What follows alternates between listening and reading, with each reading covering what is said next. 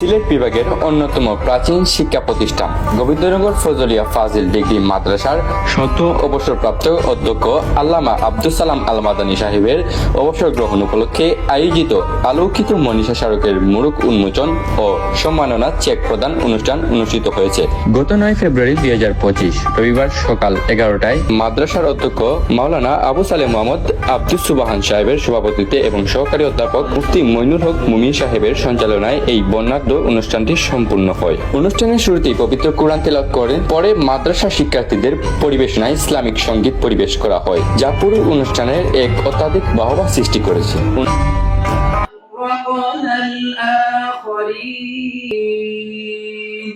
এই গোবিন্দনগর মাদ্রাসা প্রতিটি মানুষের ভালোবাসা। অনুষ্ঠানে প্রধান অতিথি হিসাবে উপস্থিত ছিলেন হাজারো আলিমদের উস্তাদ দারুল হাদিস সদপুর কামিল মাদ্রাসার অবসরপ্রাপ্ত শেখ মাওলানা মোহাম্মদ মুবাশির আলী সাহেব। এছাড়াও বিশেষ অতিথি হিসাবে বক্তব্য রাখেন মাওলানা শফিকুর রহমান সাহেব, গোবিন্দগঞ্জ আব্দুল হক স্মৃতি ডিগ্রি কলেজের ভারপ্রাপ্ত অধ্যক্ষ শিক্ষাবিদ জনাব মহিউদ্দিন ও মাওলানা লুৎফুর রহমান সাহেব এবং শাহজালাল বিজ্ঞান ও প্রযুক্তি বিশ্ববিদ্যালয়ের কোষাধ্যক্ষ ডক্টর মোহাম্মদ ইসমাইল হোসেন এবং আরো অনেক বিশিষ্ট আলেম ও শিক্ষাবিদ বৃন্দ। তারা সকলেই আল্লামা আব্দুস সালাম আল মাদানী সাহেবের দীর্ঘদিনের শিক্ষা ও দিনী অবদানের কথা তুলে ধরেন এবং তাকে একটি উজ্জ্বল আদর্শ হিসাবে উল্লেখ করেন। অনুষ্ঠানের সবচেয়ে গুরুত্বপূর্ণ অংশ ছিল অধ্যক্ষ আল্লামা আব্দুস সালাম আল মাদানী সাহেবকে সম্মাননা প্রদান। মাদ্রাসার অধ্যক্ষ মাওলানা আবু সালেহ মোহাম্মদ আব্দুল সুবহান সাহেবের নেতৃত্বে সম্মানিত মেহমানবৃন্দ ও শিক্ষক, শিক্ষার্থী এবং এলাকার গণ্যমান্য ব্যক্তিবর্গের উপস্থিতিতে সংগঠিত অধ্যক্ষ মাওলানা আব্দুস সালাম আল মাদানী সাহেবকে নগদ 10 লক্ষ টাকার সম্মাননা চেক প্রদান করা হয়। এ সময় অধ্যক্ষ আল্লামা আব্দুস সালাম আল মাদানী সাহেব তার বিদায়ী বক্তব্যে সকলের প্রতি কৃতজ্ঞতা প্রকাশ করেন এবং তিনি বলেন, দ্বীনি শিক্ষার প্রচার ও প্রসার অব্যাহত রাখতে আমাদের আরো বেশি আন্তরিক হতে হবে। ছাত্রদের প্রতি আমার আহ্বান, তারা যেন সর্বদা ইলম চর্চায় নিয়োজিত থাকে এবং দেশ ও ইসলামের কল্যাণে কাজ করে। এই প্রতিষ্ঠানের সাথে ছিলাম, আছি এবং ভবিষ্যতেও থাকবো ইনশাআল্লাহ।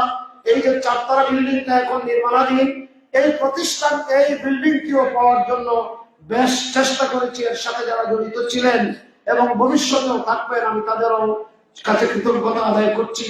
সম্মানিত শিক্ষকবৃন্দের কাছে, বিশেষ করে আমার দীর্ঘদিনের সহকর্মী যারা, তাদের কাছে আমার কোনো ভুল ভ্রান্তির জন্য সবিনয় ক্ষমা প্রার্থনা করছি। আর ছাত্রছাত্রী যারা আছো, বিশেষ করে ছাত্রীরা আলহামদুলিল্লাহ বসে আছে, ধন্যবাদ তোমাদেরকে। তোমাদের জীবন আলোকিত হোক। আলোকিত মনীষা নামকরণ করে যেভাবে একটা বই, তারা প্রায় 400 পৃষ্ঠার বই উপহার দিয়েছে, তোমরা অন্তত এক কপি সংগ্রহ করার চেষ্টা করবে।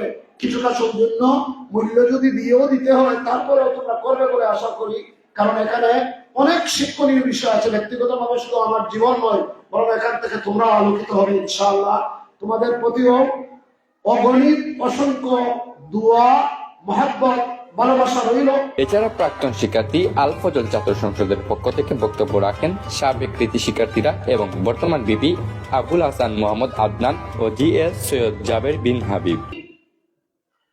পশ্চিম সিলেটের ঐতিহ্যবাহী দ্বীনি বিদ্যাপীঠ গোবিন্দনগর ফজলিয়া ফাজিল ডিগ্রি মাদ্রাসা আল ফজল ছাত্র সংসদ কর্তৃক আয়োজিত আলোকিত মনীষা স্মারকের মোড়ক উন্মোচন। প্রধান অতিথি এবং বিশেষ অতিথি এবং আমাদের সংবর্ধিত অধ্যক্ষ মাওলানা আব্দুস সালাম আল মাদানী হাফিজাহুল্লাহ এবং আজকের প্রোগ্রামের সম্মানিত সভাপতি অত্র মাদ্রাসার সুনামধন্য অধ্যক্ষ মাওলানা আবু সালেহ আব্দুস সুবহান হুজুরের মাধ্যমেই আমরা আমাদের মোড়ক উন্মোচন। মাওলানা আব্দুস সালাম সাহেবের দীর্ঘ একটা সম্পর্ক রয়েছে, সুদীর্ঘ সম্পর্ক। এই সম্পর্ক কিন্তু বিচ্ছিন্ন হওয়ার নয়। আমরা বিদায় জানাচ্ছি, কিন্তু আসলে বিদায় দেই নাই। তিনি সদা সর্বদা আমাদের মধ্যে আছেন, থাকবেন এবং সবসময় আমাদের খবর বার্তাও রাখেন। আমরা যদিও তিনি চলে গেছেন, কিন্তু তিনি আমাদের মধ্যে আছেন। আমরা তার ডিরেকশন, তার অনুমতি, তার চলার পথ সেটা অনুসরণ করে আমরাও প্রতিষ্ঠান পরিচালনা করছি। আমি সেই মনীষীর দীর্ঘ আয়ু কামনা করি এবং আজকের মাহফিলে যারা এসেছেন সবার দীর্ঘ আয়ু কামনা করি। এভাবেই গোবিন্দনগর ফজলিয়া ফাজিল ডিগ্রি মাদ্রাসায় অনুষ্ঠিত হলো এক অনন্য সংবর্ধনা অনুষ্ঠান। অধ্যক্ষ আল্লামা আব্দুস সালাম আল মাদানী সাহেবের শিক্ষার অবদান চিরস্মরণীয় হয়ে থাকবে। এই ছিল আমাদের আজকের বিশেষ প্রতিবেদন।